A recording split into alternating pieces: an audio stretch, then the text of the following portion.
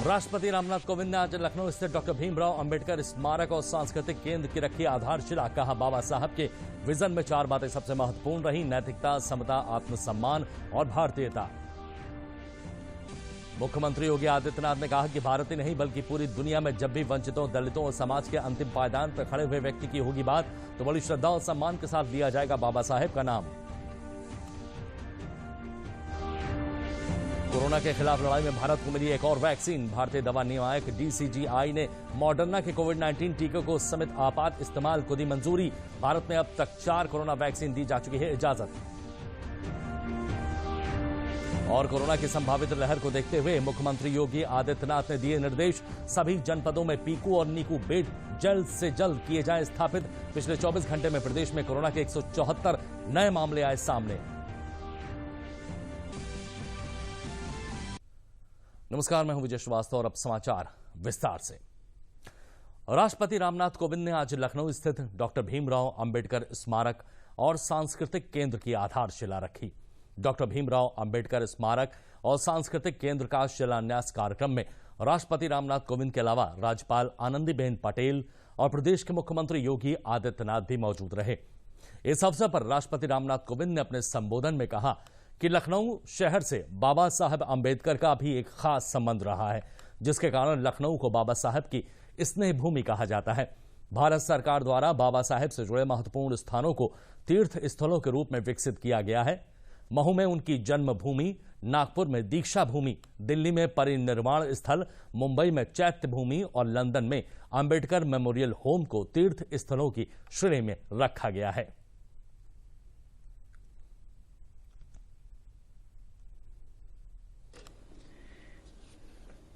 इस लखनऊ शहर से बाबा साहब आम्बेडकर का भी एक खास संबंध रहा है,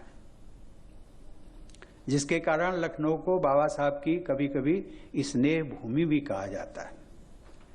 बाबा साहब के लिए गुरु समान बोधानंद जी और उन्हें दीक्षा प्रदान करने वाले भदंत प्रज्ञानंद जी दोनों का निवास लखनऊ में ही था और बाबा साहब बराबर आते थे।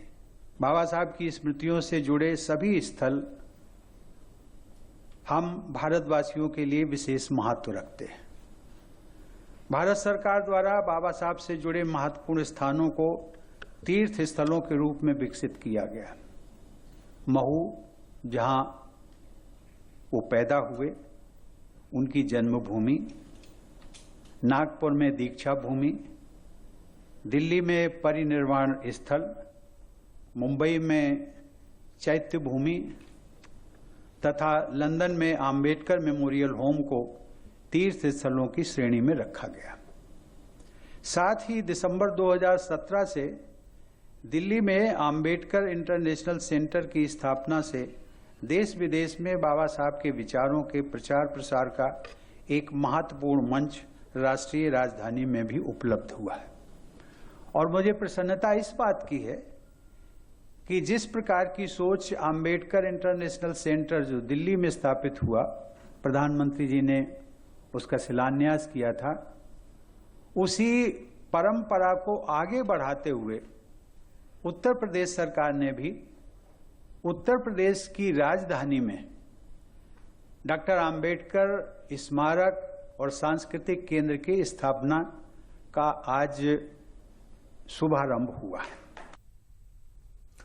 भारत रत्न डॉक्टर भीमराव अंबेडकर स्मारक और सांस्कृतिक केंद्र के शिलान्यास के अवसर पर प्रदेश की राज्यपाल आनंदीबेन पटेल ने कहा कि यह देशवासियों के लिए गर्व की बात है कि संविधान निर्माता डॉक्टर भीमराव अंबेडकर स्मारक और सांस्कृतिक केंद्र का शिलान्यास लखनऊ में किया जा रहा है।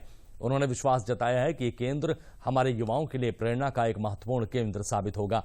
बाबा साहेब एक असाधारण व्यक्तित्व के धनी थे। उनके आदर्श, सिद्धांत और जीवन हम सभी के लिए प्रेरणा के स्रोत रहेंगे।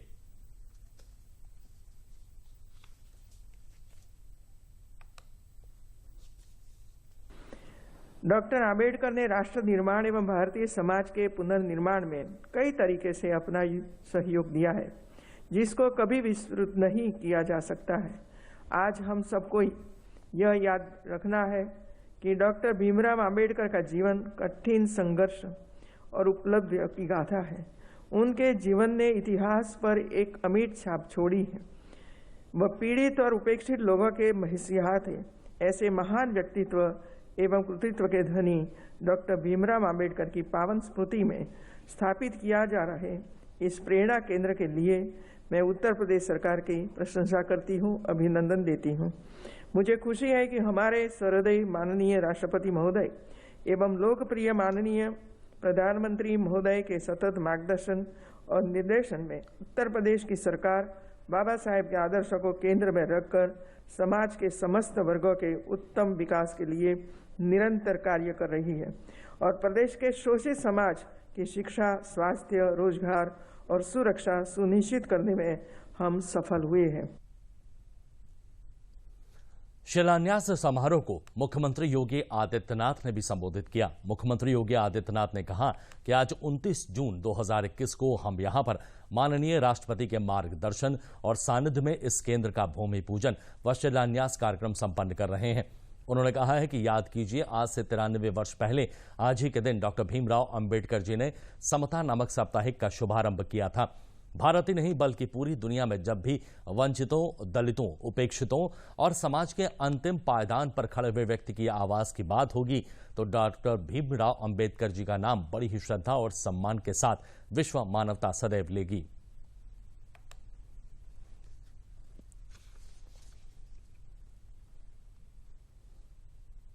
आज की तिथि हमारे लिए अत्यंत महत्वपूर्ण है।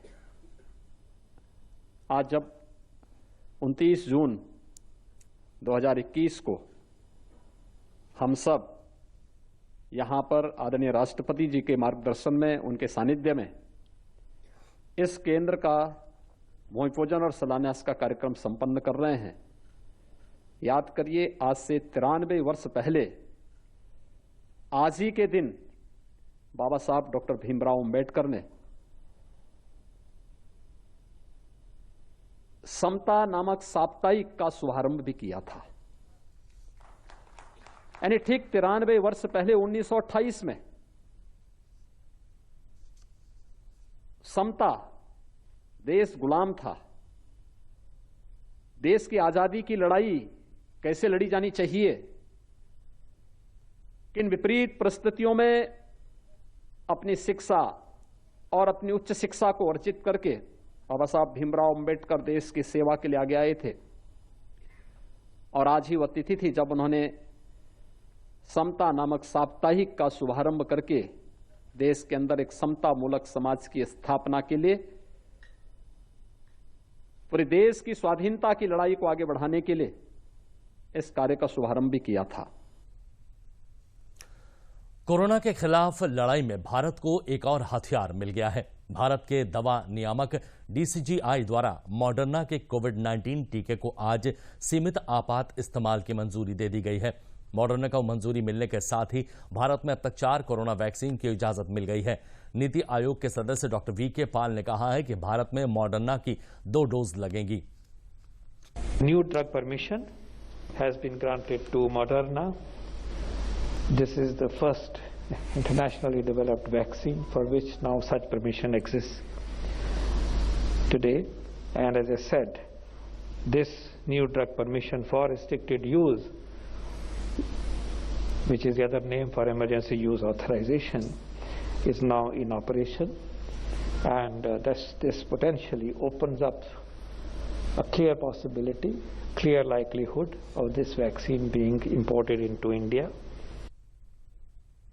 भारत में कोरोना के खिलाफ जारी जंग में टीकाकरण अभियान तेज गति से जारी है। देश में अब तक वैक्सीनेशन का 32 करोड़ 90 लाख से ज्यादा हो चुका है। भारत ने कोरोना टीकाकरण के मामले में अमेरिका को पछाड़ दिया है। अभी तक इस मामले में अमेरिका सबसे आगे था, लेकिन भारत ने अमेरिका को भी इस मामले में पीछे छोड़ दिया है। 30 करोड़ का जो बेंचमार्क था, अगर जो अवेलेबल डेटा कहता है कि यूनाइटेड स्टेट्स ने 174 दिन लिए, इंडिया ने उसी 30 करोड़ बेंचमार्क को 159 डेज में कवर किया। इसी के साथ ही 31 करोड़ का बेंचमार्क जहां यूनाइटेड स्टेट्स में 183 डेज लगे, इंडिया ने उसको केवल 2 दिन बाद ही यानी कि 161 डेज में पूरा किया। इसी के साथ ही आज हम 32 करोड़ का अगर बेंचमार्क की बात करते हैं तो जहां यूनाइटेड स्टेट्स को 193 डेज लगे और आज हमने उसको 163 दिनों में पूरा किया। प्रदेश के अपर मुख्य सचिव सूचना नवनीत सहगल ने बताया है कि इन संभावित कोरोना के खतरे को देखते हुए मुख्यमंत्री ने निर्देश दिए हैं कि सभी जनपदों में पीकू और नीकू बेड तीव्र गति से स्थापित किए जाएं। इसके साथ ही मेडिकल कॉलेजों और अस्पतालों में विभिन्न रिक्तियों को भरने के लिए प्रक्रिया तेज की जाए। नवनीत सहगल ने जानकारी दी है आईजीआईबी नई दिल्ली में कराए गए 550 सैंपल परीक्षण में किसी के भी कोरोना वायरस के डेल्टा प्लस वेरिएंट की पुष्टि नहीं हुई है। फिलहाल प्रदेश में कोरोना मामले में लगातार कमी आ रही है। पिछले 24 घंटों में उत्तर प्रदेश में कोरोना के 174 नए मामले सामने आए हैं। प्रदेश में अब कोरोना संक्रमण की रिकवरी दर 98.5% हो गई है।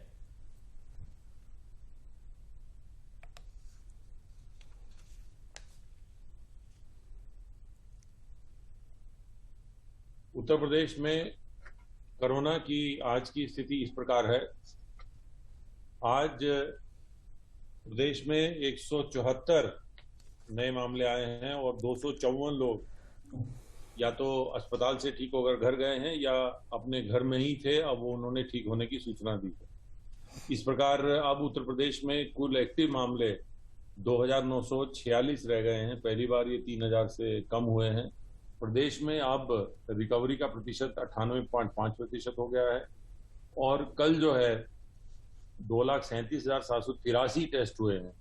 यहाँ ये बताना चाहूंगा कि केवल 174 मामले आए हैं और 2,37,783 टेस्ट हुए हैं। कम मामले आने पर भी टेस्ट की संख्या घटाई नहीं जा रही है। ये भी एक रणनीति के अंतर्गत किया जा रहा है। 2,946 मामलों में से 1,810 जो है हम व्यक्ति जो है होम आइसोलेशन में हैं और प्रदेश में अब तक लगभग 3 करोड़ 10 लाख टीके लगाए जा चुके हैं और ये प्रक्रिया बहुत तेजी से चल रही है। प्रतिदिन 8 लाख से अधिक टीके लगाए जा रहे थे। प्रदेश में कोविड वैक्सीनेशन का वृहद अभियान चल रहा है। प्रदेश में वैक्सीन की कोई कमी नहीं है। सभी लोगों को आसानी से वैक्सीन उपलब्ध हो रही है। कोविड वैक्सीन लगवा चुके लोगों का कहना है कि जिन्होंने अभी तक वैक्सीन नहीं लगवाई है वो खुद भी वैक्सीन लगवाएं और दूसरों को भी कोविड वैक्सीन लगवाने के लिए प्रेरित करें। देश में 18 से लेकर 44 साल और उसके ऊपर के लोगों का टीकाकरण जारी है। लोगों को किसी तरह की परेशानी हो रही है नहीं हो रही है, हमारे साथ कुछ लोग जुड़े हुए हैं, हम उनसे बात करते हैं कि आज टीकाकरण उन्होंने कराया है, कोई दिक्कत हुई नहीं। जनाब आपका नाम क्या है? संतोष कुमार श्रीवास्तव। क्या कोई दिक्कत हुई आज? नहीं, कोई दिक्कत नहीं, आराम से मिल गया। आराम से सब चीज़ें आराम से हो रही हैं और सभी आप लोगों ने व्यवस्था भी बहुत अच्छी की हुई है, सब आराम से हो रहा है। आपको टीका मिलने में कोई परेशानी हुई? नहीं। जो ये कैंप लगे हैं इससे फायदा हो रहा है लोगों को? घर के पास में ही आके लगवा लिया हम लोगों ने। नहीं, हमें पहली डोज लिए हुए तकरीबन 75 डेज हो चुके हैं और जाहिर सी बात है पहले 2 दिन तो बुखार आया, वो नेचुरल है, लेकिन नॉर्मल पैरासीटामोल से वो ठीक हो गया और उसके बाद से कोई भी दिक्कत नहीं है। और हर तबके पर में जो शुरू से एक हिचकिचाहट थी वो धीरे धीरे अब ख़त्म हो गई है और लोग खुद आगे आ करके अपना वैक्सीनेशन बड़ी तादाद में करवा रहे हैं। कोई परेशानी नहीं आई। रजिस्ट्रेशन भी हम आज ही आए थे आधार लेकर के, आज ही मेरा हो गया, वो करवा लिया। करूँगा आसानी से मिल गई? हाँ, आसानी से, नो प्रॉब्लम, कोई प्रॉब्लम, कोई कमी या नहीं, कुछ नहीं, कोई नहीं, सहयोग सभी का रहा, ऐसी बात नहीं है। हमारे साथ हैं आर के चैत्री साहब, प्रधानाचार्य हैं क्राइस्ट चर्च कॉलेज के, और पूछते हैं इनसे टीका लगवाने के बाद ये कैसा महसूस कर रहे हैं। सर, टीका लगवाया आपने तो कोई रिएक्शन हुआ या ऐसा कुछ हुआ? मैंने मेरे परिवार में 3 जनरेशन में मैंने, मेरे बच्चों ने, मेरी माताजी ने टीका लगवाया और कोविशील्ड लगवाई। टीकाकरण को एक ऑर्डिनरी टीकाकरण नहीं माना, इसको एक महायोजना के तौर पे पेश किया गया और आज जैसा कि आप लोग जानते हैं कि एक दिन में लाखों करोड़ों लोगों को हिंदुस्तान में टीका लग रहा है। तो मैं बहुत प्रसन्न हूँ इस चीज़ से और 100% कोरोना पे हमारी विजय होगी। उत्तर प्रदेश में चल रहे वृहद टीकाकरण अभियान के तहत लोगों को आराम से अब वैक्सीन मिल रही है, किसी को कोई दिक्कत नहीं हो रही है, हर जगह पे वैक्सीन अवेलेबल हैं और ख़ास तौर पर प्रधानमंत्री के आह्वान के बाद कैंप लगाए गए हैं जिसके ज़रिए 18 से 44 और 44 के ऊपर के लोगों को सेकेंड डोज तक दी जा रही है। Parvez Zaidi, DD news, Lucknow. Jhansi webinar सूचना और प्रसारण मंत्रालय, भारत सरकार की फील्ड आउटरीच ब्यूरो की झांसी इकाई द्वारा कोविड-19 वैक्सीन लगवाए विषय पर एक वेबिनार का आयोजन किया गया। वेबिनार में झांसी मेडिकल कॉलेज के पीडियाट्रिक विभागाध्यक्ष doctor Om Shankar Chaurasia, critical care unit के सदस्य डॉक्टर जकी सिद्दीकी और दिल्ली विश्वविद्यालय में सहायक प्रोफेसर डॉक्टर नितिन कुमार वर्मा कोविड-19 के वैक्सीन के खिलाफ फैली तमाम भ्रांतियों को दूर करने का प्रयास कर रहे थे। वेबिनार में शामिल हुए विशेषज्ञों ने कहा कि अफवाह के जरिए गलत संदेश जाने से समाज को नुकसान उठाना पड़ता है। इस कठिन समय में आगे आए, वैक्सीन लगवाने के लिए ज्यादा से ज्यादा लोगों को प्रेरित करें। सूचना प्रसारण मंत्रालय फील्ड आउटरीच ब्यूरो झांसी इकाई द्वारा आज वैक्सीन हेजिटेशन को दूर करने हेतु एक वेबिनार का आयोजन किया गया। उस वेबिनार में वैक्सीन जो कोरोना की जो आई हैं 3 वैक्सीन, उनको लेके जो लोगों के अंदर भ्रांतियां फैली हुई हैं उसको लेके लोगों में जागरूकता फैलाने का एक काम किया गया है, जिससे ज्यादा से ज्यादा लोग जो हैं, जो हमारा जो भारत का वैक्सीन प्रोग्राम है उसमें अपनी भूमिका निभाएं और जो कोविड-19 की जो महामारी है उससे निजात पाने में सहायता करें। केंद्र सरकार द्वारा आर्थिक पैकेज की घोषणा के बाद उद्यमियों और व्यापारियों में खासा उत्साह है। बरेली में सभी सेक्टर के लोगों ने पैकेज का स्वागत किया है। बरेली में स्वास्थ्य और उद्योग से जुड़े वर्ग का कहना है कि सरकार की इस पहल से बाजार में मुद्रा का आदान प्रदान बढ़ेगा और रोजगार में बढ़ोतरी होगी। सरकार के इस कदम की सराहना करते हुए इन लोगों ने कहा कि स्वास्थ्य के क्षेत्र को इससे जोड़ने से देश किसी भी आपात स्थिति से लड़ने के लिए तैयार हो जाएगा। कोरोना के कारण बाजार में जो मंदी आई है उससे उबरने में यह आर्थिक पैकेज एक मददगार साबित होगा। देखिए, सरकार का जो कदम है अत्यंत सराहनीय है और कोरोना में इस व्यापारी वैसे ही बहुत ज़्यादा परेशान था और किसी न किसी मदद की अपेक्षा सरकार से रखता था और सरकार की तरफ निगाह लगाए बैठा था। सरकार ने जो सबसे अच्छा है जो किया है, 1.25 लाख तक का जो ऋण है बैंकों से मिलेगा छोटे व्यापारियों को, खासतौर छोटे व्यापारियों के लिए पैकेज है और जिसमें सरकार ने किसी भी तरह की कोई गारंटी नहीं है। सरकार यानी खुद उसमें गारंटर है। निश्चित तौर से व्यापारी अपने संकट से कुछ उभरेंगे, छोटे व्यापारियों को काफ़ी राहत है और सरकार के इस कदम की सराहना की जाती है। ये जो घोषणा केंद्र सरकार ने करी है लोन देने की व्यापारियों को, तो ये बहुत अच्छी घोषणा करी है और जल्द से जल्द इसका लोन का वितरण किया जाए ताकि मार्केट में टर्नओवर बढ़े, फ्लो आए, आवाजाही हो कस्टमर की, पैसा आएगा, माल भरेगा आदमी तो कस्टमर आएगा ना चलेगा। और मैं साधुवाद देता हूँ माननीय प्रधानमंत्री जी को और केंद्र सरकार को कि उन्होंने ये कदम उठाया है, बहुत सराहनीय कदम। ये बहुत ही अच्छा है क्योंकि कोरोना काल में जो हमारे यहाँ एक डेफिनेटली एक खराब स्थिति थी, बहुत सारे पेशेंट थे, व्यवस्थाएं उस हिसाब से उतनी संख्या के लिए नहीं थी, तो 2 फायदे हो गए। एक तो व्यवस्थाएं बन जाएंगी जिससे कि ईश्वर ना करे दोबारा से इसी तरह की कोई महामारी आए तो उससे लड़ने की क्षमता हमारे पास इंफ्रास्ट्रक्चर मेडिकल फील्ड में बहुत ज़्यादा हो जाएगी। दूसरा, इकोनॉमी भी अपग्रेड होगी क्योंकि जब व्यापार होगा तो लोगों का व्यापार चलेगा, उससे पैसे आएंगे लोगों के पास में, लोगों को जॉब मिलेंगी और लोगों के बीच में कोरोना की बीमारी की वजह से एक हताशा, एक निराशा जैसा बीमारी की वजह से माहौल बनता है। जब व्यापार में जाएंगे, थोड़ा पैसे कमाने लगेंगे, आर्थिक स्थिति मजबूत होगी, तो दोनों ही चीज़ें बहुत अच्छी हैं। भारी उद्योग और सार्वजनिक उद्यम मंत्री प्रकाश जावड़ेकर ने आज वीडियो कॉन्फ्रेंसिंग के जरिए मध्य प्रदेश के इंदौर में विश्व स्तरीय 11.3 किलोमीटर हाई स्पीड ट्रैक नेटट्रैक्स का उद्घाटन किया, जिसका इस्तेमाल हाई एंड कारों और अन्य श्रेणियों के वाहनों की अधिकतम गति क्षमताओं के मापने के लिए किया जाता है, जो कि आत्मनिर्भर भारत की दिशा में एक महत्वपूर्ण कदम है। और इस मौके पर प्रकाश जावड़ेकर ने कहा कि भारतीय औद्योगिक केंद्र बनने की दिशा में लगातार आगे बढ़ रहा है। जावड़ेकर ने यह भी कहा कि जब केंद्र में मोदी सरकार इसे लेकर आई थी तब देश में 2 ही मोबाइल कंपनियां थीं, आज ये करीब 200 हैं। जावड़ेकर ने कहा कि प्रधानमंत्री का आत्मनिर्भर भारत का सपना साकार हो रहा है।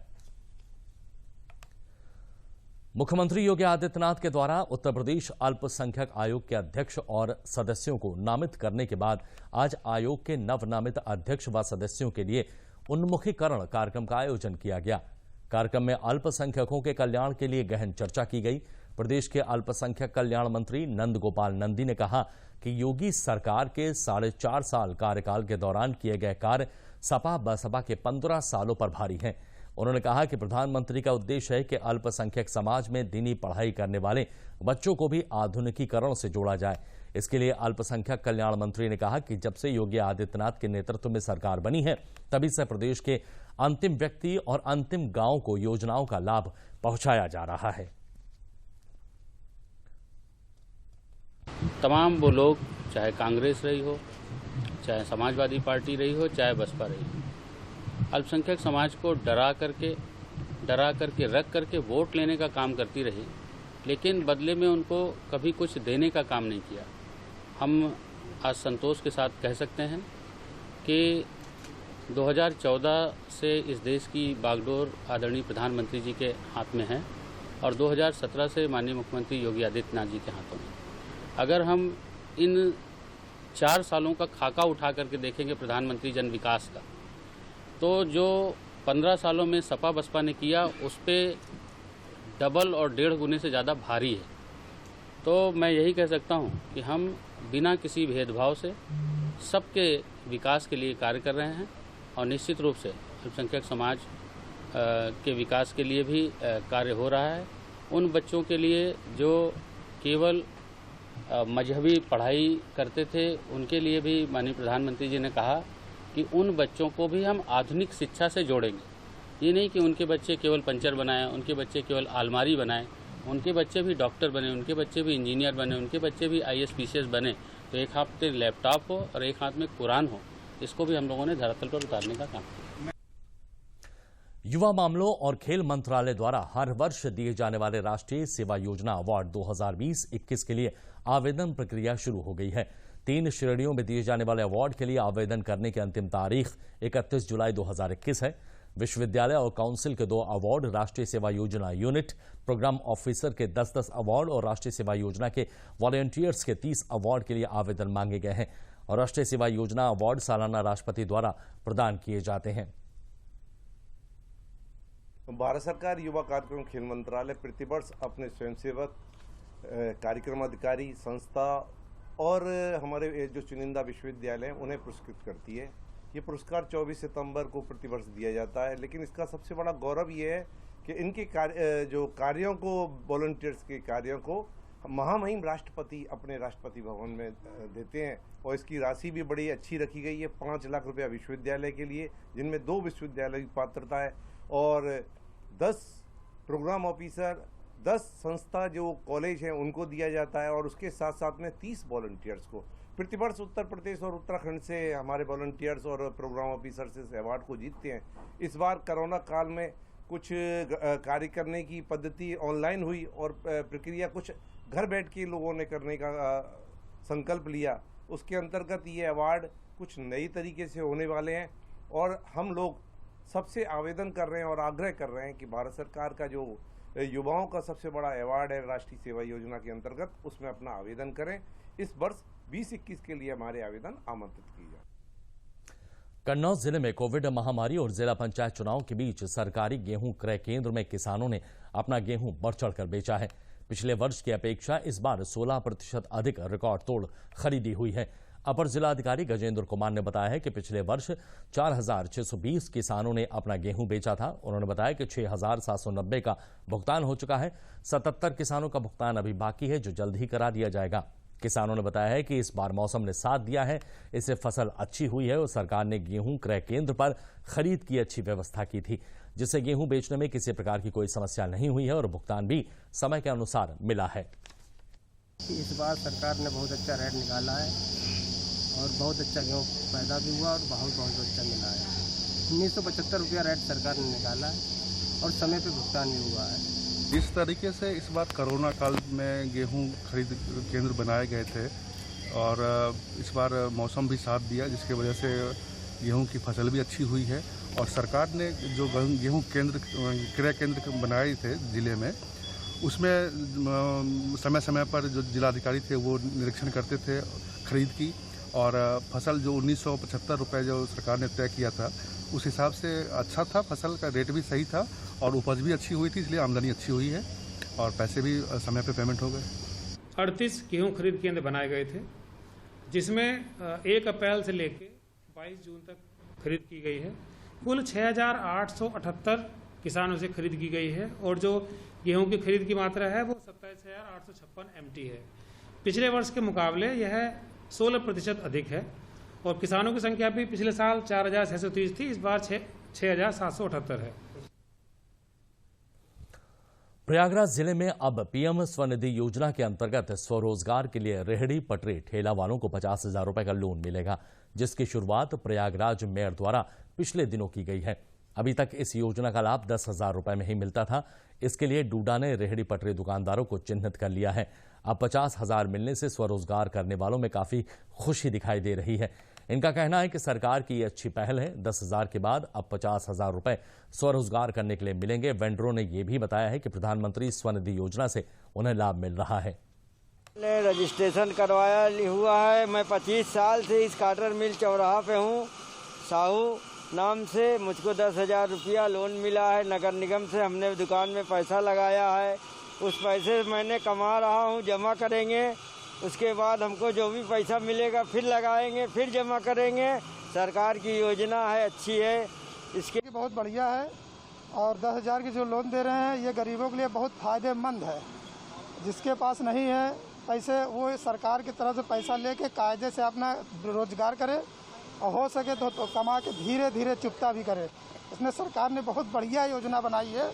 10,000 की योजना थी, वो अब सरकार ने 50,000 रुपये कर दिया है, जिससे हम लोग उनका लाभ अब उठा सकते हैं। इस लाभ से हम वेंडरों को अत्यधिक फ़ायदा होगा, ताकि हम लोग बाज़ार में किसी